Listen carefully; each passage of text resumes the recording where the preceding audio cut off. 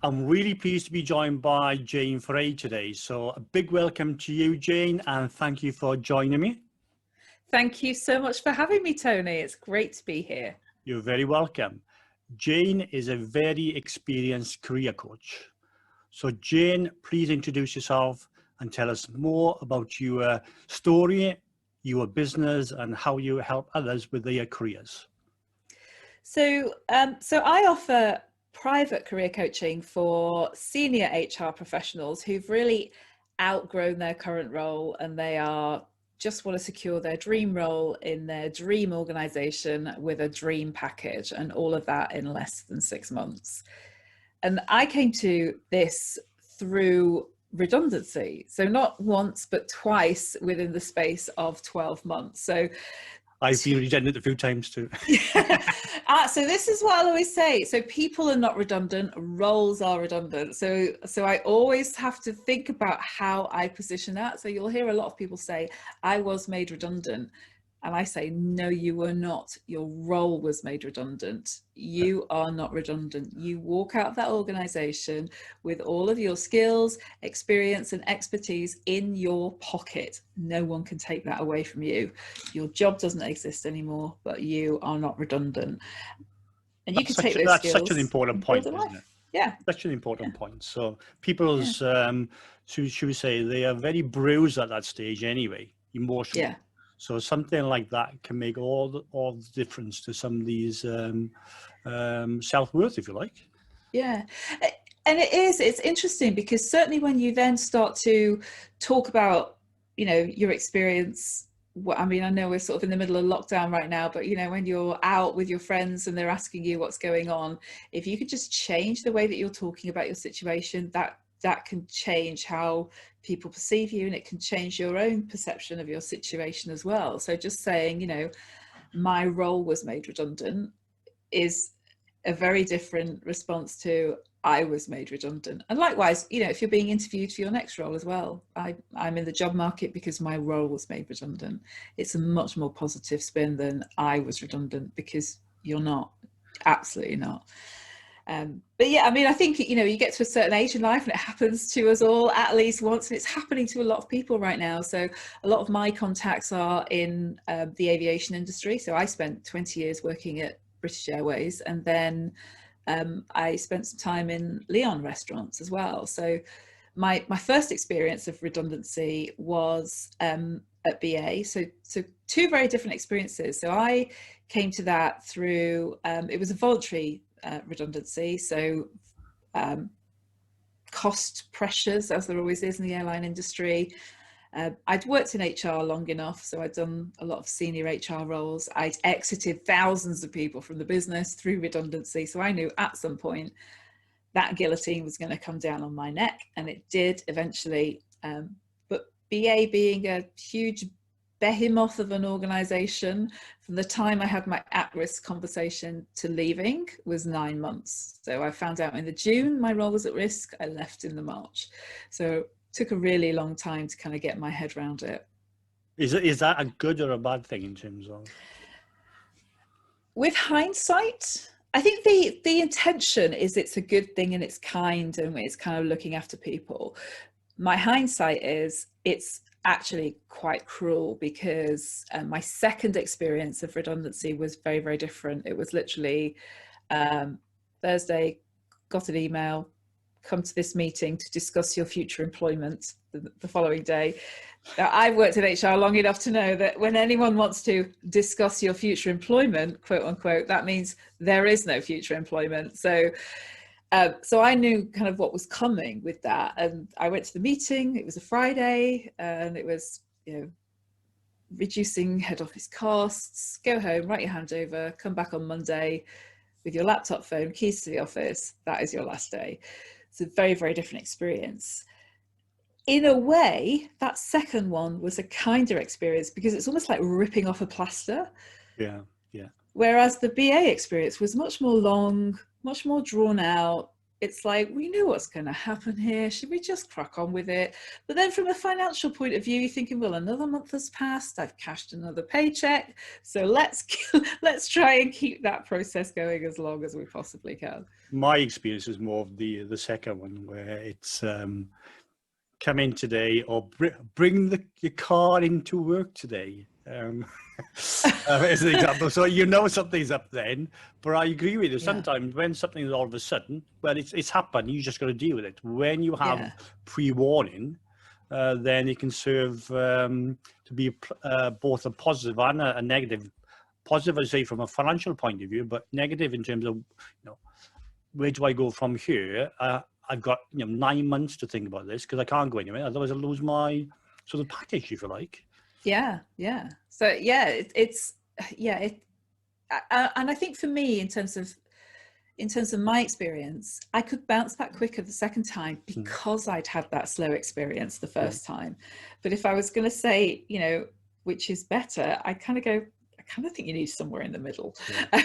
Or if you're going to pull the plaster off quickly, put some sort of scaffolding or some support around people so that they can kind of get themselves back to whatever the next stage is for them. So for some people, it might just be, okay, I'm at an age, I'm going to retire, I've got enough money to do that. Or it's, you might be a 20-something-year-old and going like, oh my God, I've got to pay the rent, I need to get a job, or kind of somewhere in the middle. Yeah. So you say you specialize in the HR sort of, if you like, groups of people. So anything you do, I'm assuming this is appropriate for anybody in terms of the coaching that you do, or is it purely because your niche is that HR? So in terms of my marketing and my message, my niche is HR, because one of the names we used to call ourselves when I was an HR business partner at BA was cobbler's children. So as HR people, you look after everybody else and then forget about yourself. So, perfect example, I had my at-risk conversation, and then, at the end of that, it's like, okay, so your team are going to come in now individually. Can you be their kind of person at their at-risk conversation? It's like, hang on a minute, you've just told me that my job after almost 20 years is no longer there. I'm now on this change curve, and I now have to pull myself up by my bootstraps and be the professional manager for my team members, which is actually, from a human point of view, I wanted to do. But it's like, I know I'm an actress in my spare time, but this was, this required me to dig deep. So that's an example, and right now in the aviation industry, I've got ex-colleagues who have been running redundancy consultations whilst knowing that they are at risk of redundancy as well. So it's almost like they exit everybody from the business, and then the next week it's like, suddenly now this is about you. So HR people are very focused on helping everybody else through the process, and they get left behind. So I think when people who are in HR come to me, they're almost kind of exhausted because they're running redundancy programs, and they're quite mentally draining anyway, and then it's happening to them. So it's almost like every coach has a coach. So HR people are great at helping other people to transition out of one organization and into another, but somebody needs to help them. So that's why I've got that focus. The process is the same, so it doesn't matter who I'm helping, whether you're in marketing or finance or HR, or it doesn't matter. The process is the same that I take my clients through. I think with any discipline that you're in, having a niche, for me certainly, and I'm sure it's the same for many people, especially in the should we say the coaching or the mentoring business, if you like, I think is key, because you've got a synergy with these people, and you can relate to them so much better.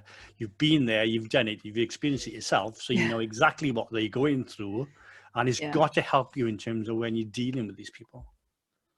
Yeah, it's interesting because what I help people in the HR space to do, particularly when they're in the job market, is to translate what they do into the language of the business. So a lot of people will say, oh, I was just doing my job. We start to talk about their achievements and the difference they've made to a business. And they talk about, I was just doing my job. And it's like, come on, you were doing so much more than that. You know, what have you done in terms of, you know, making money for the organization, reducing costs for the organization, or mitigating risk for the organization? You know, that's what your, you know, hiring managers are looking for. They're looking for what you've done in your previous life, because they want a little bit of that in their business as well. So it's getting HR people to translate some of their work into, you know, how have you reduced, improved, increased, saved, grown the business, and adding some numbers onto that, because HR people are notoriously bad at adding numbers and data to stuff. I can help her. Yeah, so you know, if you've done a huge piece of work on managing absence or improving, you know, leadership conversations, how much did you reduce the absence by? 2 days per employee per year? Okay, so what does that translate to in terms of pounds, shillings and pence? You know, there's a massive cost saving there. You know, I'm working with somebody at the moment, a new HR director, and she's looking at their data and has calculated there's £750,000 that is spent on sick pay and backfilling those roles every single year. Yeah. Now, if you can put £750,000 back into a business, you know, you're the sort of HR person that people will want. So I just help people to kind of just translate what they've done into kind of the language of the business that makes them more marketable and gets them a better package as well. I think it comes down to some extent, selling yourself, understanding your true worth, understanding all the skills you've acquired over those years and in the role that you've been in, and how, if you like, what others are looking for in terms of the role that they have available. And I'm sure when you're in, you know, those types of roles, you've learned so much. You just don't always appreciate the skill levels, if you like, and the experience you've got, which other people are going to want. Yeah, it always surprises people when they actually start to look at their, you know, career history and their achievements, you know, and what I encourage people to do is write a database of those things so that they can pull on those at any time. You know, whether it's in an interview or, you know, on a phone call, a networking meeting, it's all kind of front of brain. You know, and any good HR person would have kept all of their end of year reviews, because that is just a list of all of your achievements, because you're positioning yourself for a bonus. You're positioning yourself to get a better performance review, which leads to a better bonus. So that is a great starting point. So if any of you are HR people or not, and you're thinking about how do I secure my bonus and pay rise or your new job, go back to your performance reviews, because that is a whole stack of data right there that you can build from. I remember doing those myself in my role, so it was always an interesting conversation. Yeah, because everyone's trying to, you know, position themselves as a great performer. So, you know, start there, and then it's almost like this onion. Once you start to peel back the layers of what you've achieved, all these other things start to pop into your head. You know, it's almost like this domino effect. And I say to my client, capture that now where it's fresh. You know, even if you just write the name of the project down and then go and do the kind of brain, you know, getting everything out of your brain, but get it out of your brain and onto a piece of paper, because you can then not memorize that, but you can then start to practice saying that out loud, and you know, you'll sound much more confident and competent when you're in an interview situation.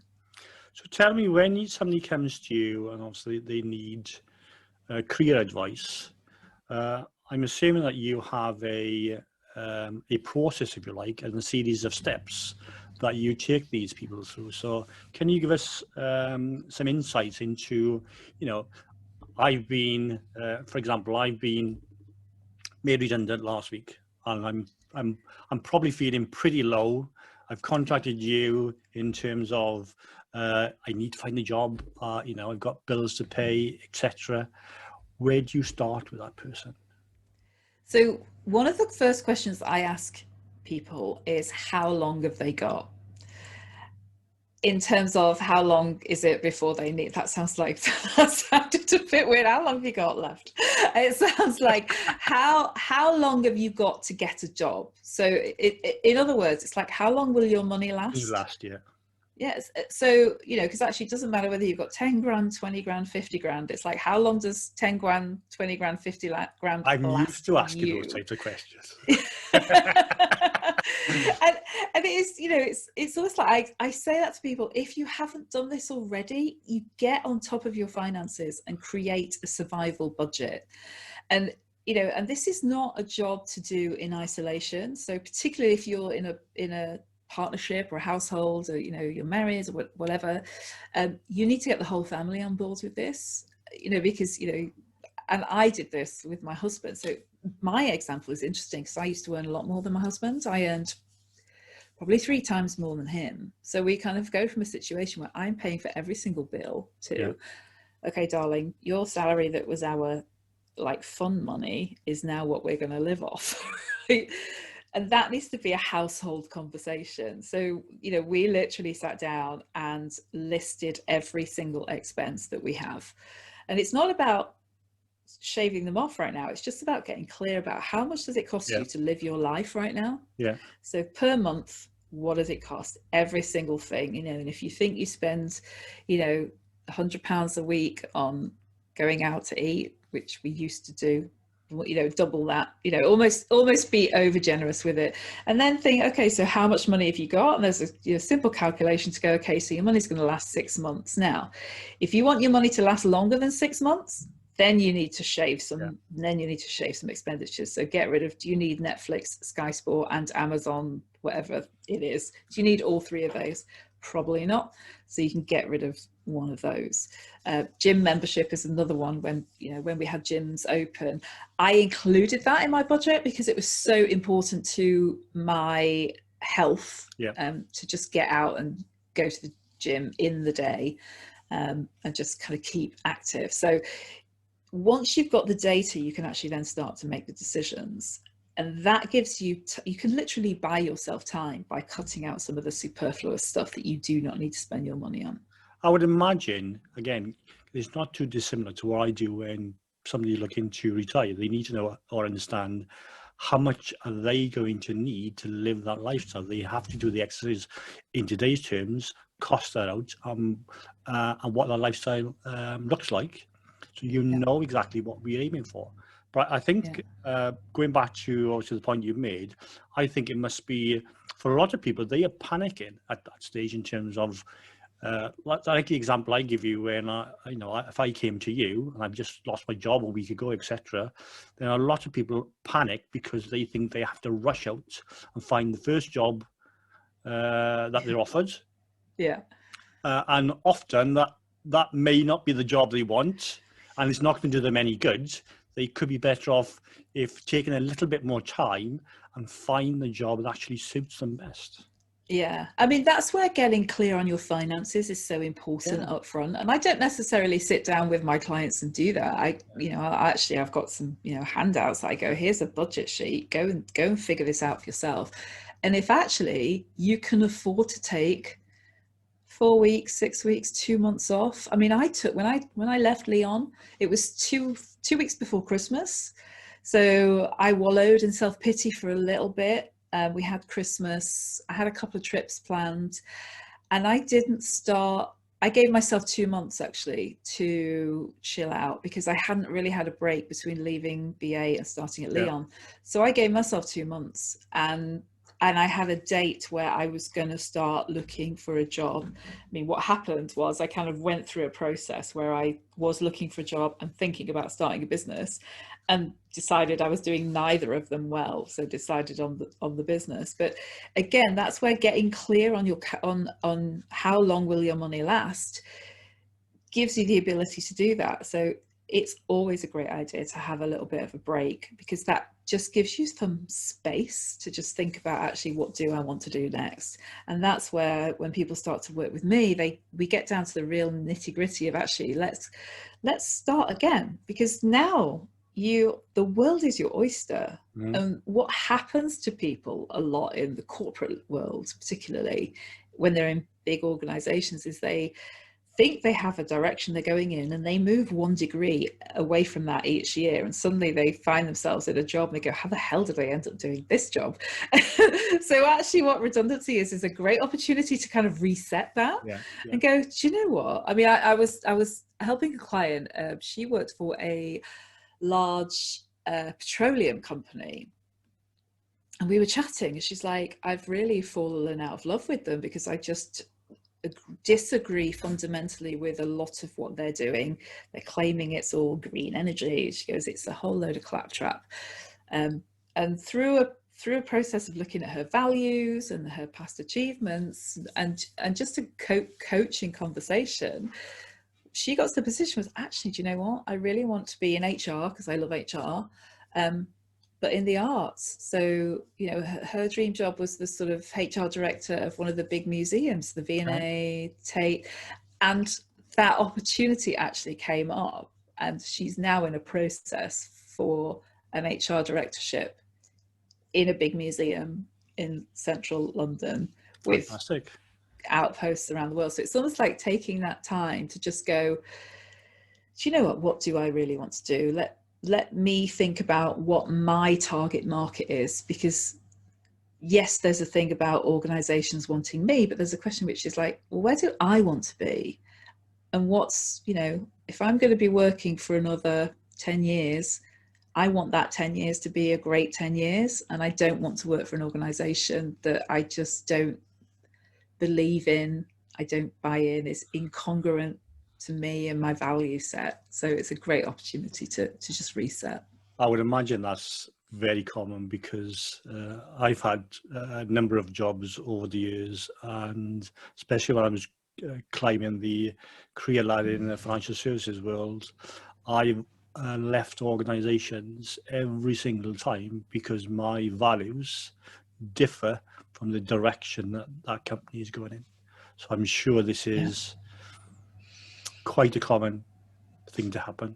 And I think it probably comes to when you're at a certain age where, you know, you're a little bit older, perhaps a little bit wiser, you know yourself a little bit better, and you think, no, I'm not just doing this for money anymore. This needs to mean something to me and to my core, if you like.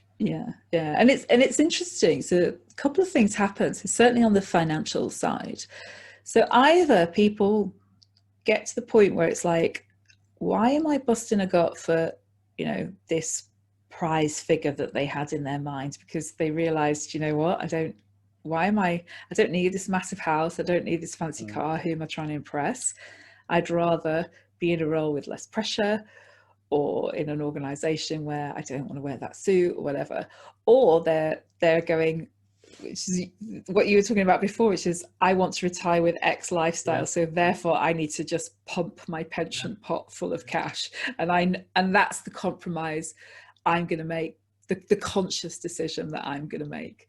So it's interesting kind of how it goes, and then, you know, people are choosing their path, really. I've actually worked with a few. I don't watch Word. They call themselves more of a sort of, they were coaches as well, and they were more in the redundancy market. But part of that, and I think they've called me in a few times to discuss people's finances to make sure that, you know, they get an accurate picture of where they are now, and obviously what their situation looks like going forward, so they know if things are achievable or not, and if they need to take a certain course in terms of a job, or when not they can perhaps take something less, but something more rewarding to them in terms of their core values, etc. Or similar to what you've done, start your own business. It's interesting because for me, starting a business was a kind of itch that I had when I left British Airways, and I just thought, you know what, no, I don't want to be just the person who's left BA and not worked anywhere else. And a lot of my former colleagues had kind of left BA and then they'd gone back as a contractor into BA, and I was like, I do not want to do that. That to me is failure. So I actually got headhunted for the job at Leon, and I was like, oh my God, this is like, it's everything I want. So when I think about my values, you know, I wanted to now, and my target market, it was like, I want to be in the HR people development space. I want to be in a smaller organization where we're not hindered by this big machine. That I just want to be in an organization that gets stuff done, that's driving change in the world. And actually Leon, then it's almost like I sort of manifested it, if we want to get a bit woo-woo about it. It's like, because well, I was yeah, but you give the example of the lady before in the arts. Yeah. Surely it sounds to me, if that was manifested through her thoughts, if you like. Yeah.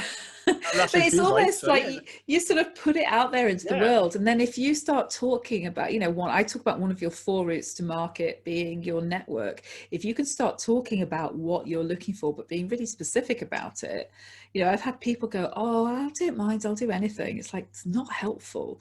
Whereas if you say, do you know what, I would just really love to be part of a small organization in hospitality that's really making a difference in the world. You're like, okay, that I remember that.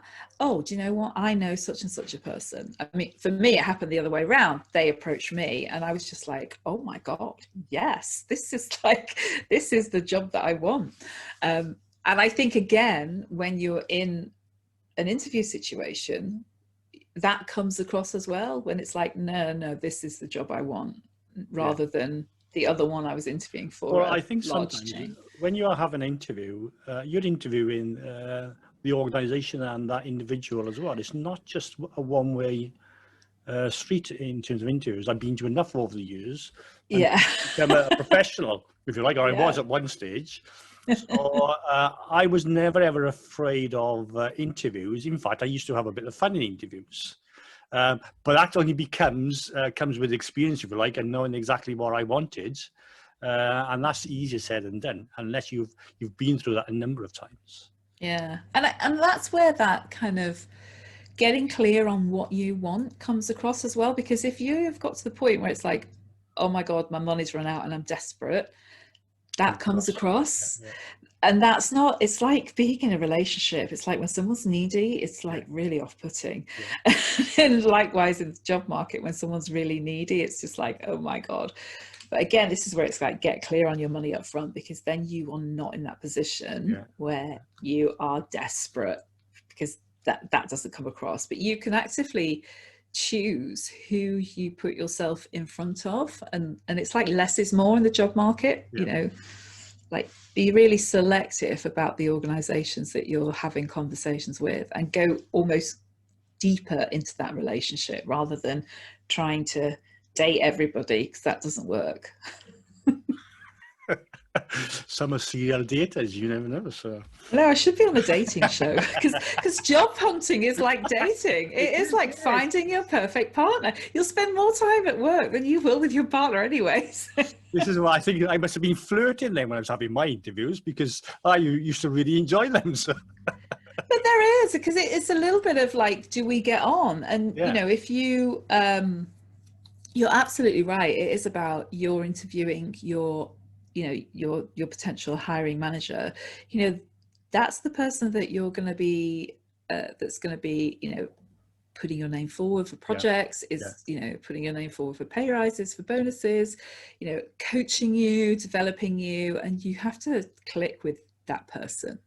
I really clicked with actually all my line managers bar one, a BA I had a great relationship with, and my line manager at Leon had a great relationship with as well, and my team members, and it makes such a difference. It really does. Yeah, I'm sure it does. So you've got the stage where you've identified, or they've identified now what they really want to do, because obviously that's part of what you help them to focus on. So what happens after that in terms of the next step? So that's when we start to get into the sort of nitty-gritty technical side of job hunting. So really thinking about, okay, so your 4 routes into market. So you've got your CV, and I talk about a database CV. So this database CV can be as long as you want it to be.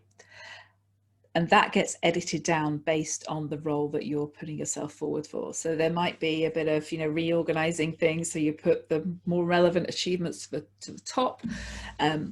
You might choose to use a functional CV rather than a chronological CV. So you group things around what we call HR competencies, things like project management, people management. and your LinkedIn profile. So get your LinkedIn profile working for you, because if that's doing your networking for you when you're asleep. So get that work, get it looking great. Get some great recommendations on there, get it really focused on the sort of thing you're looking for, and start to be in there every day, connecting with people and writing content and engaging on other people's content, because that will push you further up the searches when internal recruiters are using LinkedIn. Think about your network as well, because certainly the more senior you are in an organization, most roles are not advertised. Yeah. So again, this is where if you can get really clear on what type of role you're looking for in what type of organization, your network will be kind of open to that. And then I'd say number 4 of 4 is your recruitment partners. So recruiters are a bit like estate agents and traffic wardens. There are some good ones. Most of them are shysters, but they are a route into market as well. So pick your relationships carefully with recruiters, and again, go narrower and deeper with the relationships rather than not. Yeah, I'm sure with your experience, you know, the good ones and the ones that's not so good, shall we say. But it depends on what part of the country you're at as well. So. And what's your industry? So Yeah. and I'd say if you can work with there are certain headhunters that are sort of HR specialists, some that are more specialist in the financial services market, for example, or there's a whole lot that just do interim managers as well. So interim is a great option if you've worked in somewhere for a long time and want to get some breadth of experience. Try out some stuff.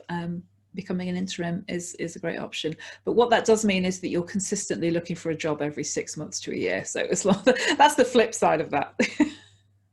Yeah, but again, until somebody's maybe clear in terms of what they want to do, that might be a sensible route for me. It just depends on how clear and focused are of what they want to do next, or they could be waiting for a role in between. Yeah, for sure. I'm interested in now as well is you must have people, again, you went through this yourself. I did as well, because we both run our own business. And having gone through either redundancy or working for a number of people who don't share your core values, etc., and you no longer believe in them, then the option obviously is to go and set up your own business, become self-employed in whatever legal format that takes. So are you seeing a lot more of that now? And is that out of choice or is it out of necessity? Because you can't find other options. Look, people setting up businesses. Yeah. Do you know, it's interesting because my clients, no, I don't see that at all, actually. I think, and maybe it's the thing if it's not right now. I'm just, in my head, I'm sort of going through my Rolodex of clients, and actually they all want to step back into a kind of job world. They see that as safer, inverted commas. I'm not sure if it is. I mean, for me, I just think, setting up my business, I have had like an almost vertical learning curve. And I think for me, that has kind of created almost a better life for me, just in terms of, my freedom, what that's given to me. I'm at an age and a financial position where it's like, I don't need to be earning what I was earning in the corporate world. I don't want to be doing what I was doing to earn that money. I just no, I'm quite happy. I think it also probably depends what industry you're coming from. Maybe HR as a sector, if you like, is more attuned to being employed rather than being self-employed. I don't know. I mean, my background probably is, it's hugely sales orientated, and therefore, set up a business isn't maybe such a big jump that is to others. Yeah, I think a lot of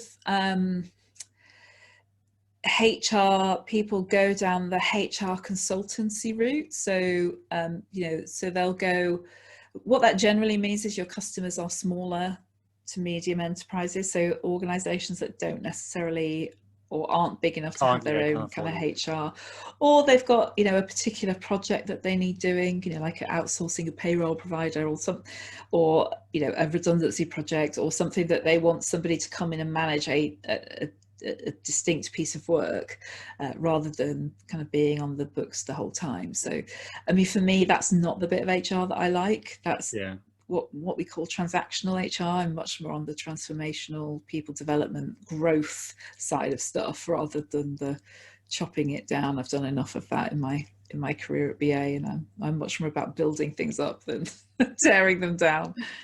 Well, as you say, it's much more important to enjoy what you're doing and seeing other people, if you like, grow and, if you like, get onto the another career ladder, which is perhaps more rewarding and fulfilling what the previous one was. There's got to be, you know, a nice feeling from your point of view as well. So yeah, it's interesting actually. I'm just a former colleague, one of my very first clients actually, I've just noticed on LinkedIn, she's just set up her own coaching practice, which is really interesting. So she's almost where I was, you know, a couple of years ago. So she had a couple of redundancies and has now just set up her own coaching practice. So that is really nice to see. But I think sometimes people are almost like, I just need another job just to kind of build up the reserves of cash in the bank so that I can go and, you know, set up my business, because I know that's going to, you know, there's going to be more costs than profit than income initially. It's one of those decisions in terms of when you start a business, you do need money behind you, ideally, because obviously it can take the pressure off, because you know you're not going to be earning straight away unless you're very lucky. But it can make a difference between you starting a business of your own and not having that money, maybe a redundancy package, whatever it is in the background. It's just that back to that resetting thing, isn't it? The redundancy thing. I think what I'm seeing a lot of from, you know, certainly from BA is and I kind of sensed this, which is why I decided to take it when I did, is the very generous redundancy packages are no longer there. It's, you know, the minimum. I think it's a question of paying what they have to legally, rather than paying maybe for the length of service and the actual, if you like, the work that you've done for that organisation. I was I could never quite understand it, but I wasn't complaining at the time. I think when somebody's handed up money, then don't complain. Just take it thank with you. grace and thank you very much. Yes. I say thank you and exit stage left. So tell me, obviously, with when people are coming to a stage where they are going to be made redundant, obviously they know in advance or even in short term. So would you recommend that you know, anybody going through that situation seeks out expert advice or coaching from somebody like yourself? I think so. I think, you know, certainly my experience and, you know, friends who I've spoken to, you know, what they feel the pressure from their family, and they're tired of those questions of how's it going? Have you got a job yet? What are you doing? Blah, blah, blah. Very often it's like, as much as your friends and family love you, they are not the people who are going to help you in this situation, because they really don't have the expertise. I liken it to your family trying to teach you how to drive. You'll just have a row in the car. So it's like, go and pay for a professional driving instructor. It's like, it's for marital harmony. It's, you know, that driving instructor will get you to your result of passing your driving test much quicker. You know, and you know this is what I do all day, every day with my clients. You know, I've got, you know, an ear on the job market as well. You know, I know what people are asking in terms of, you know, interview questions, what the latest fad is, you know, how to, you know, since COVID, everything has now gone online. So where people were really nervous about using, you know, Zoom and stuff, it's like, I can work with people anywhere in the world now, you know, not just sort of around where I live. Yeah, well, I've been experiencing exactly the same. Whereas, you know, it's what you try to do when you're building a client base, we say, obviously, and then with mine is obviously I provide the service not just initially, but it's ongoing. So what I don't want to do or haven't wanted to do is travel more than an hour, ideally, to see somebody. So it means a 2-hour trip there and back. And with obviously the advent of Zoom meetings, should we say, that can be anywhere in the UK. Yeah, and I've got clients who I've worked with in Thailand, South Africa, Dubai, Hong Kong. We seem to no one west yet, actually, but yeah, I mean, I can. There are slight differences in terms of the job market and how they operate and what CVs look like, but you know, actually, it kind of principles are the same, aren't they? Yeah, doesn't matter. Yeah. So if somebody wanted to work with you, you know, they are coming to a stage in their life where they are going to be made redundant. How do they find you, Jane?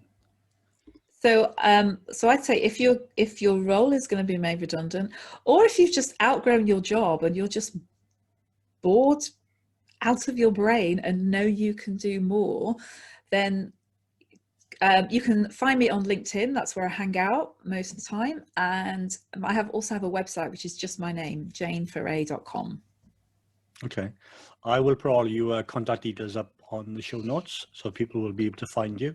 I think you've made a very good point because, again, thinking of my own situation, I've always left when I felt the timing was right for me, and exactly as you described, either I've outgrown the company, which happens more often than not, or I have, should we say, don't always see things eye to eye with somebody else in the organisation, and that probably happens more often than not. Or it did happen more often than not.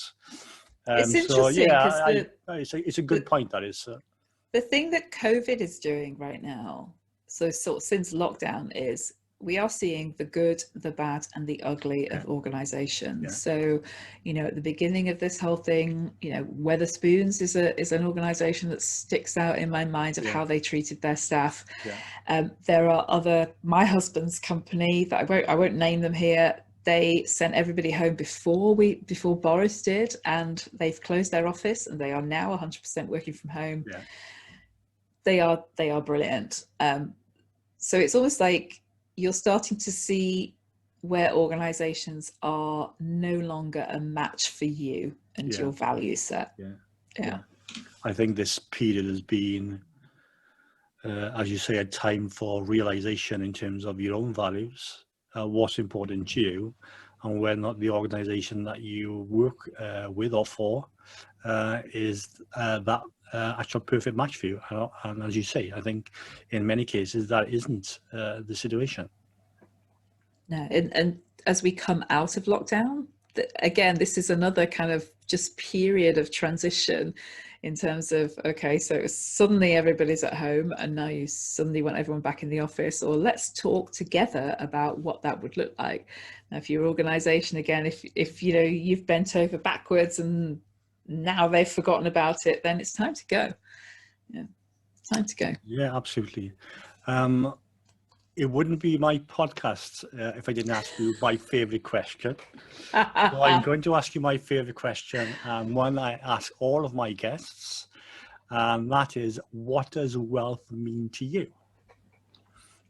So I thank you for sharing this with me beforehand, because I have been thinking about this, and it's funny because wealth to me is not really about money at all. Wealth to me is about my life. It's almost, I think of like a wealth of experiences that I have, and that's the thing that I've really struggled with during COVID. It's the lack of, you know, I've got friends all over the world whom I've seen via Zoom, which is great, but not the same. You know, it's the wealth of experiences that we have together, you know, the wealth of experience of our holidays, and it's that to me is what wealth is. It's, you know, you add all of these things up together, and that to me is a wealthy life. Well, it's a perfect answer. Wealth means different things to different people. And I think going back to what you mentioned earlier, it's all about you as an individual, what is important to you. This is why you choose a different career path than perhaps you would have done 10 years ago. It's about what does wealth mean to you now, and that does change as you get older. But it's very personal, and it does mean different things to different people. For me, as an example, it's about having a balance in every aspect of your life and having choices, a wealth of choices to be able to live the life that you want to live. Yeah, I love that, a wealth of choices. Jane, it's been really great speaking to you today, and thank you so much for sharing your knowledge and experience in terms of how you help others. And I wish you all the very best in everything that you do. So thank you. Thank you, Tony, for having me. It's been brilliant to chat about money and what I do and how everything is so interlinked. So thank you for inviting me. I appreciate your time. No, my pleasure. I really enjoyed it. So I'm sure my listeners will too. Brilliant. Thank you.